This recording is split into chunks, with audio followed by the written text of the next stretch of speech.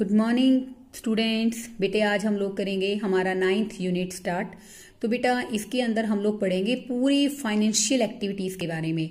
How to arrange the finance, how much finance is required for the business, how we can obtain the finance and how we can proper utilization of the finance.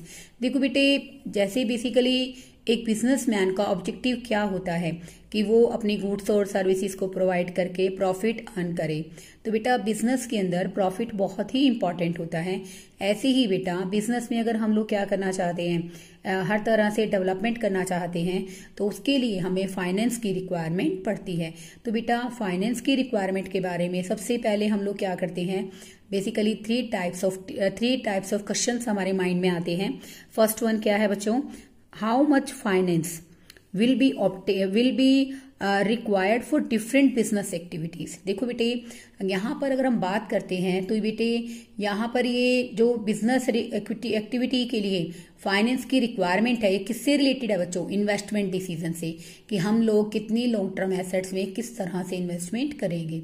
Second अगर हम लोग बात करते हैं बच्चों, second decision है हमारा how we can obtain the finance, हम लोग फाइनेंस को किस तरह के सोर्सेज से ऑब्टेन करेंगे। We all know that there are so many long term sources available. First one preference shares, equity shares, long term loans as well as debentures. Third question बेटे, इसी डिसीजन को हम लोग क्या कहते हैं, बेसिकली फर्स्ट डिसीजन क्या है बच्चों हमारा, इन्वेस्टमेंट डिसीजन, कि हमें इन्वेस्टमेंट करने के लिए कितनी फाइनेंस की रिक्वायरमेंट होगी। सेकेंड डिसीजन है बच्चों हमारा कि हम लोग फाइनेंस को कैसे कैसे ऑब्टेन करेंगे, तो इसको कहते हैं बच्चों हम लोग फाइनेंसिंग डिसीजन। थर्ड है बेटे हमारा कि हम लोग जो प्रॉफिट अर्न करेंगे उस प्रॉफिट को किस तरह से डिस्ट्रीब्यूट करेंगे, तो बेटे इसको कहते हैं डिविडेंड डिसीजन। तो बेटे ये जो तीन क्वेश्चंस हैं एक बिजनेसमैन के माइंड में आते हैं, तो नो डाउट इनका कोई ना कोई सोल्यूशन, तो इनका सोल्यूशन क्या है, फाइनेंस मैनेजमेंट। तो फाइनेंस मैनेजमेंट क्या है, हमारे सामने एक इंपॉर्टेंट क्वेश्चन अराइज होता है। फाइनेंस मैनेजमेंट क्या है बच्चों, एक ब्रांच ऑफ मैनेजमेंट है which is concern with the effective acquisition and use of money. बेटे जो हमारा फाइनेंस मैनेजमेंट है, हमारी ब्रांच है किसकी, मैनेजमेंट की एक शाखा है जो कहीं ना कहीं किससे कंसर्न है बच्चों, हमारी इफेक्टिव तरीके से हम लोग क्या करें, मनी को एक्वायर करें, एक्विजिशन करें, प्राप्त करें और मनी का बहुत बेहतरीन तरीके से क्या करें, प्रयोग करें। तो फाइनेंशियल मैनेजमेंट बेटा, in other words we can say that under financial management first of all finance की रिक्वायरमेंट के बारे में पता लगाते हैं। सेकेंड वन हम लोग ये देखते हैं कि कितने डिफरेंट सोर्सेज हमारे पास अवेलेबल हैं जिनसे हम लोग फाइनेंस को ऑब्टेन कर सकें। एंड थर्ड वन हम लोग क्या करते हैं, जो प्रॉफिट हमारे पास आता है उसको कितने अच्छे तरीके से डिस्ट्रीब्यूट कर सके। देखो बेटे जैसे कि मैं हर एक वीडियो में कहती हूँ about the proper writer definition with the writer name, तो बेटे इसमें JL मैसी की डेफिनेशन बेस्ट डेफिनेशन है। Financial management is the operational activity of business that is responsible for obtaining and effectively utilizing the funds necessary for business efficient operations। देखो बेटे financial management एक operational activity है जिसके अंदर हम लोग क्या करते हैं, बिजनेस इफेक्टिवली तरीके से फाइनेंस को ऑब्टेन करने से रिलेटेड है, उसका इफेक्टिव तरीके से प्रयोग करने से संबंधित है, ताकि हमारे जितने भी बिजनेस एक्टिविटीज है उनको एफिशिएंटली ऑपरेट किया जा सके। This is known as financial management. अब हम बात करते हैं what is the role of financial management. Financial management has an important role in a business organization. जितने बेटा डिसीजन हम लोग लेते हैं वो सारे के सारे किससे रिलेटेड होते हैं, फाइनेंशियल मैनेजमेंट से होते हैं। जैसे हम लोग इसके अंदर फाइनेंशियल स्टेटमेंट भी प्रिपेयर करते हैं, आपने 11th में भी पढ़ा है बच्चों, trading and profit and loss account and balance sheet. They are the statement which reflect the progress of the business, जो कहीं ना कहीं हमें बिजनेस की प्रोग्रेस के बारे में बताते हैं। For the determination of various items of the financial statements, the finance management has to follow the important role। First one क्या है बच्चों हमारा, determination of fix asset. Fix assets क्या होती हैं बेटे, बेसिकली बिजनेस में प्रॉफिट अर्न करने में बहुत इंपॉर्टेंट कंट्रीब्यूशन होता है। Under the financial management total investment in a fix asset and every separate fix asset is determined. हम लोग क्या करते हैं फाइनेंशियल मैनेजमेंट में टोटल इन्वेस्टमेंट जो फिक्स एसेट में करनी है उसके बारे में पता लगाते हैं और हमें बेसिकली सेपरेट फिक्स एसेट में कितना इन्वेस्टमेंट करना है उसके बारे में पता चलेगा। This is done. देखो बेटे फिक्स कैपिटल में इन्वेस्टमेंट करने को हम लोग क्या कहते हैं बच्चों, कैपिटल बजटिंग, यानी कि investment in fix asset is known as capital budgeting. If it is has been decided capital budgeting to invest rupees 500 crore, there will be increase of rupees 500 crore in fixed asset। तो देखो बेटे अगर हम कहते हैं कि हमारी capital budget यानी कि इन्वेस्टमेंट 500 करोड़ करने की है तो नो डाउट बेटे हमारे पास 500 करोड़ से फिक्स एसेट क्या हो जाएगी, बढ़ जाएगी। सेकेंड वन है बच्चों determination of current assets. Current assets कौन सी होती हैं, जो हमें day to day business transactions के लिए रिक्वायर्ड होती हैं।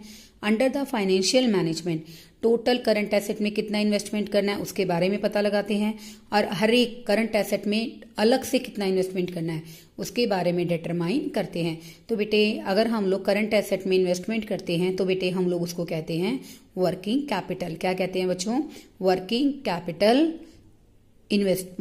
Capital management.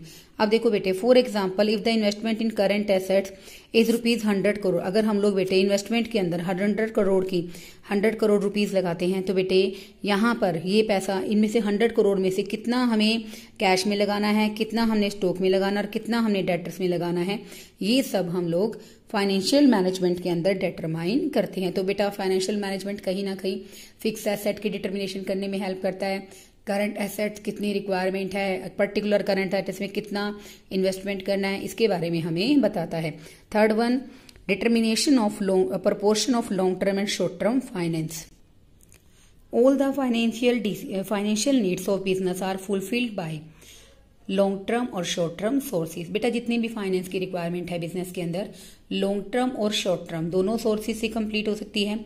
Under financial management A proportion of both the financial resources determined. तो बेटे नो डाउट जो फाइनेंशियल मैनेजमेंट है कहीं ना कहीं हमें क्या बताती है, फाइनेंशियल सोर्सेज के बारे में पता चलता है, इससे हमें उसको हम लोग डिटरमाइन कर सकते हैं।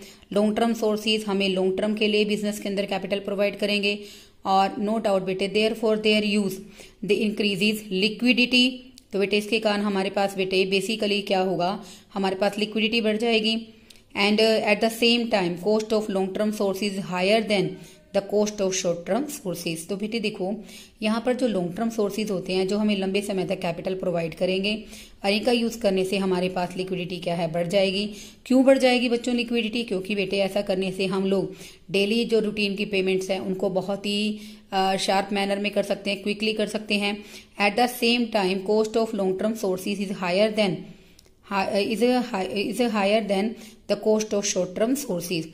Therefore, if there is a liquidity is required in the business, most costs shall have to be borne और वाइस वर्सा। अगर मान लो बेटे बिजनेस में हमें लिक्विडिटी का मतलब कैश की रिक्वायरमेंट ज्यादा है तो हमारी लॉन्ग टर्म सोर्सेज की जो कॉस्ट है वो भी क्या हो जाएगी बच्चों, ज्यादा हो जाएगी। अंडर फाइनेंशियल मैनेजमेंट हम लोग क्या करते हैं बच्चों कि बेसिकली लॉन्ग टर्म और शॉर्ट टर्म सोर्सेज का एक ऐसा प्रपोर्शन प्रिपेयर करते हैं जिससे कॉस्ट ऑफ कैपिटल को कम किया जा सके और लिक्विडिटी को मेंटेन किया जा सके। Next one is determination of proportion of various sources of long term finance. अब हम बात करेंगे बच्चों की लॉन्ग टर्म सोर्सेज, मैंने आपको बताया कि कितना प्रपोर्शन होगा, यानी कि इक्विटी शेयर का कितना होगा, प्रेफरेंस का कितना होगा। रिटेन्ड अर्निंग्स क्या होता है बेटे, retained earnings a part of profit which is not distributed among the share holder. Retained earnings होती है बच्चों प्रतिधारित आय, जो बेसिकली इक्विटी शेयर होल्डर्स में डिस्ट्रीब्यूट ना करके बिजनेस की डेवलपमेंट के लिए बिजनेस में ही मेंटेन कर ली जाती है, इसको कहते हैं हम लोग retained earnings. Long term loan का परसेंटेज कितना होगा। Under financial management long term financial sources के बारे में हम लोग डिटरमाइन करते हैं। तो बेटा लॉन्ग टर्म फाइनेंशियल सोर्स को सिलेक्ट करते हैं, उसके मेरिट डिमेरिट्स सभी के बारे में इवेल्यूएशन करते हैं ताकि हम एक बैलेंस डिसीजन ले सके। Next one determination of various items of profit and loss account. देखो बेटे प्रॉफिट एंड लॉस में क्या क्या टर्म्स हम लोग लिखेंगे उसके बारे में भी डिटरमाइन करते हैं। Various items included in the profit and loss get influenced और affected by different financial decision. तो बेटे देखो हम लोग अगर बात करें हमारे प्रॉफिट एंड लॉस के कई सारे फाइनेंशियल जितने भी हम लोग फाइनेंशियल डिसीजन लेते हैं सभी इफेक्ट करते हैं। फॉर एग्जांपल इंटरेस्ट किससे रिलेटेड है, डेब्ट से रिलेटेड है। डेप्रिसिएशन किससे रिलेटेड है? लॉन्ग टर्म एसेट से रिलेटेड है। डिस्काउंट किससे रिलेटेड है? हमारी पोजीशन ऑफ लिक्विडिटी से रिलेटेड है। तो नो डाउट अगर हमारी बिजनेस की पोजीशन बचे अच्छी है, लिक्विडिटी अच्छी है, तो हम लोग बेसिकली क्या कर सकते हैं? टाइमली पेमेंट करके डिस्काउंट का बेनिफिट उठा सकते हैं। तो कहीं ना कहीं बेटी हमें डिसाइड करके बताती है कि हमारे प्रॉफिट एंड लॉस में क्या क्या टर्म्स रहेंगे, उनके बारे में हम लोग डिटरमाइन कर पाते हैं। तो बेटे ये सब क्या है? हमारे फाइनेंशियल मैनेजमेंट का रोल, जिसके थ्रू हम लोग क्या कर पाते हैं? डिटर्मिनेशन कर पाते हैं फिक्स एसेट का, जिसको हमने कैपिटल बजटिंग कहा। कैश करंट एसेट का डिटर्मिनेशन कर पाते हैं, जिसको हमने वर्किंग कैपिटल मैनेजमेंट कहा। थर्ड वन, हम लोग शॉर्ट टर्म और लॉन्ग टर्म सोर्सेज के बारे में पता लगा पाते हैं। पर्टिकुलर लॉन्ग टर्म सोर्सेज में कौन से सोर्सेज हमें अवेलेबल हैं, कॉस्ट और बेनिफिट एनालिसिस पर हम एक बैलेंस स्ट्रक्चर तैयार कर पाते हैं। एंड लास्ट वन इज हम लोग प्रॉफिट एंड लॉस में कौन कौन सी टर्म शो करते हैं। जैसे हमने कहा कि डेप्रिसिएशन किससे रिलेटेड है? फिक्स एसेट से रिलेटेड है। ऐसे ही बच्चों जो डिस्काउंट है वो किससे रिलेटेड है? लिक्विडिटी से रिलेटेड है। अगर लिक्विडिटी होगी तो हम लोग टाइमली पेमेंट कर पाएंगे और डिस्काउंट हम लोग अवेल कर पाएंगे। तो बेटे ये सब क्या है? फाइनेंशियल मैनेजमेंट का बिजनेस की एक्टिविटीज के अंदर कितना इंपॉर्टेंट रोल है। अब हम बात करते हैं कि हमारा जो फाइनेंशियल मैनेजमेंट है उसका क्या ऑब्जेक्टिव है, उसका क्या उद्देश्य है। देखो बेटे, ऑब्जेक्टिव ऑफ फाइनेंशियल मैनेजमेंट इससे रिलेटेड है। सबसे पहले बेटे फाइनेंशियल मैनेजर के दिमाग में 3 तरह के डिसीजन आते हैं। फाइनेंशियल डिसीजन कौन कौन से हैं बच्चों? हमें बेसिकली किन किन एसेट्स में इन्वेस्टमेंट करना है, that is related to the requirement of funds, this is known as investment decision. Second decision है फाइनेंसिंग डिसीजन, कि हमें बिजनेस में जो बेसिकली लॉन्ग टर्म सोर्सेज से हम लोग पैसा कलेक्ट करेंगे, वो डिसीजन लेना है कि हम किन किन सोर्सेज से कलेक्ट करेंगे। इसके लिए हम लोग कॉस्ट और बेनिफिट एनालिसिस भी करते हैं, जिसको हम लोग क्या कहते हैं? Financing decisions. थर्ड वन है डिविडेंड डिसीजन। अगर हम बिजनेस के अंदर प्रॉफिट की सिचुएशन होती है, अगर क्या होती है बिजनेस के अंदर प्रॉफिट की सिचुएशन, तो सिचुएशन के अंदर प्रॉफिट को कितना पार्ट हम लोग शेयर होल्डर्स में एज ए डिविडेंड डिस्ट्रीब्यूट करेंगे और कितना हम लोग प्रॉफिट बिजनेस के अंदर रिटेन करेंगे for the future activities, for the future developmental activities. This is known as dividend decision. Obviously he should concentrate on serving the owners interest, owner के interest को काफी हद तक बेसिकली मैक्सिमाइज करने की कोशिश करेगा। इन शॉर्ट फाइनेंशियल मैनेजमेंट का मेन ऑब्जेक्टिव क्या है? देखो बेटे, आप लोगों ने +1 के अंदर भी किया है, तो आप मुझे बताइए मेरी इस वीडियो को सुनने के बाद, who are the actual owners of the company. Financial management के अंदर फाइनेंशियल मैनेजर का इंपॉर्टेंट अगर हम बात करते हैं ऑब्जेक्टिव क्या है? Wealth maximization. The only objective of financial management is wealth maximization. Wealth maximization का मतलब यहाँ पर क्या है? शेयर होल्डर्स ने जितनी भी कैपिटल बिजनेस के अंदर इन्वेस्ट की है, उसको बेसिकली पहले से शेयर होल्डर की कैपिटल को, कैपिटल इट मीन्स कैपिटल, आप कैपिटल भी कह सकते हैं, शेयर होल्डर वेल्थ भी कह सकते हैं, उसको कैसे मैक्सिमाइज किया जाए। तो इसके लिए बेटे wealth maximization means to increase the total invested in a business by share holder which is done by following ways. तो बेटे वेल्थ मैक्सिमाइजेशन का अर्थ यहाँ पर क्या है? कैपिटल इन्वेस्टेड को इंक्रीज करना, जितना भी शेयर होल्डर ने पैसा लगाया है उनकी कैपिटल इन्वेस्टमेंट को इंक्रीज करना। और ये बेटे हम लोग 3 तरह से कर सकते हैं। First one, optimum investment decision, better decision ले, अच्छी एसेट्स में, ऐसी एसेट्स में इन्वेस्टमेंट करें। क्योंकि बेटा इन्वेस्टमेंट हम लोग 2 तरह के एसेट्स में करते हैं, एक शॉर्ट टर्म में करते हैं, एक लॉन्ग टर्म में।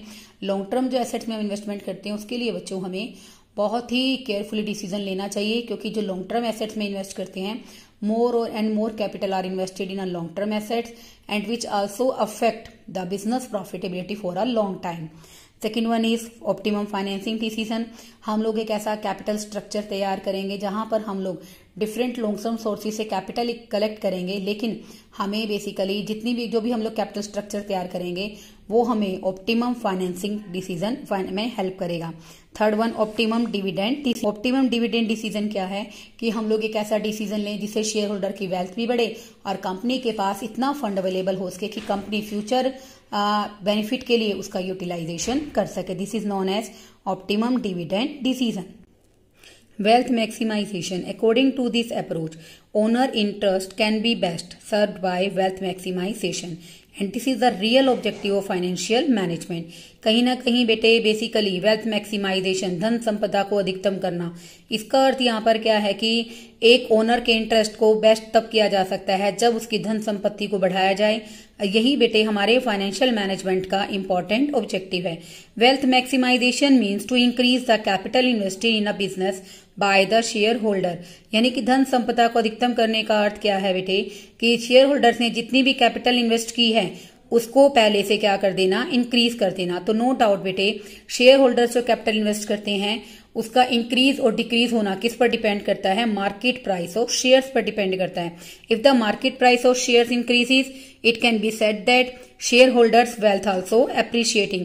अगर मान लो बेटा मार्केट प्राइस बढ़ जाता है शेयर्स का तो इसके कारण जो शेयर होल्डर्स की वेल्थ है वो भी क्या हो जाएगी, एप्रिशिएट हो जाएगी, इंक्रीज हो जाएगी। ऑन द कॉन्ट्रेरी इसके विपरीत अगर मान लो बेटा मार्केट प्राइस शेयर का कम हो जाएगा तो इसका शेयर होल्डर वेल्थ पर एक नेगेटिव इफेक्ट पड़ेगा। Wealth of share holder can be computed as under, बेटे फॉर्मूला बहुत इंपॉर्टेंट है, share holders current wealth in a company that is equal to number of shares and into में market price per share. For example बेटे इसमें एक example लिया है, mister एक पर्सन है जिसने XYZ कंपनी की 100 शेयर्स लिए हैं। अब देखो बेटे 100 शेयर्स 100 रुपीज के हैं तो यहाँ पर शेयर होल्डर वेल्थ कितनी हो गई, 10,000। After some time market price of shares risen to 120 per share. बहुत ही एक पॉइंट ऑफ टाइम के बाद मार्केट प्राइस शेयर्स का 100 से बढ़कर 120 हो गया। तो नो डाउट अब कंपनी के अंदर शेयर होल्डर की वेल्थ कितनी हो गई, अगर हम बात करें 100 शेयर्स हैं 120 के अकॉर्डिंग तो बेटा वेल्थ कितनी हो गई, 12,000 हो गई। इन other words his wealth has increased by 2,000। On the country इसके विपरीत अगर मान लो बेटे मार्केट प्राइस है बेसिकली शेयर्स का क्या हो जाता है, 100 से रिड्यूस होकर 80 हो जाता है तो नो डाउट जो शेयर होल्डर है उसकी वेल्थ भी क्या हो जाएगी, 100 इंटू में 80 8,000। तो इसका मतलब उसकी वेल्थ डिक्रीज होकर कितनी हो गई, 2,000 से कम हो जाएगी, जितनी टोटल कितनी बन जाएगी 8,000। It is therefore clear that wealth maximization कब पॉसिबल, जब मार्केट प्राइस को बढ़ाया जाए। तो बेटे एक इंपॉर्टेंट डिसीजन हमारे माइंड में भी आता है और फाइनेंशियल मैनेजर के दिमाग में भी आता है कि कैसे हम लोग कंपनी के मार्केट वैल्यू को इंक्रीज करें। तो बेटे इसका एक ही तरीका है कंपनी की मार्केट वैल्यू को इंक्रीज करने का। First one optimum investment decision, कि हम लोग बेटे जो भी इन्वेस्टमेंट डिसीजन ले, जिस भी एसेट में इन्वेस्टमेंट करें वो क्या हो, प्रॉफिटेबल हो। Second one optimum financing decision, it means that he should make such a mix, वो बेटे एक डेब्ट कैपिटल की और ओनर कैपिटल का यानी कि शेयर कैपिटल का एक ऐसा स्ट्रक्चर तैयार करे जिससे कि कॉस्ट ऑफ कैपिटल क्या आए, कम आए। And next one is optimum dividend decision.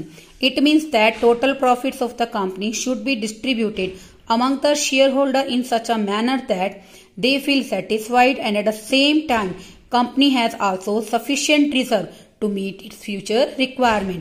अब देखो बेटे कहने का अर्थ यहाँ पर क्या है कि बेसिकली कंपनी का जो प्रॉफिट है उसको इस तरह से डिस्ट्रीब्यूट करना है कि शेयर होल्डर भी सेटिस्फाई हो जाएं और सेम टाइम पर कंपनी के पास फ्यूचर रिक्वायरमेंट्स को कंप्लीट करने के लिए सफिशिएंट रिजर्व भी हो। इसको कहते हैं बच्चों हम लोग optimum dividend decision. Decision taken in the above manner help to the financial position of the company strong.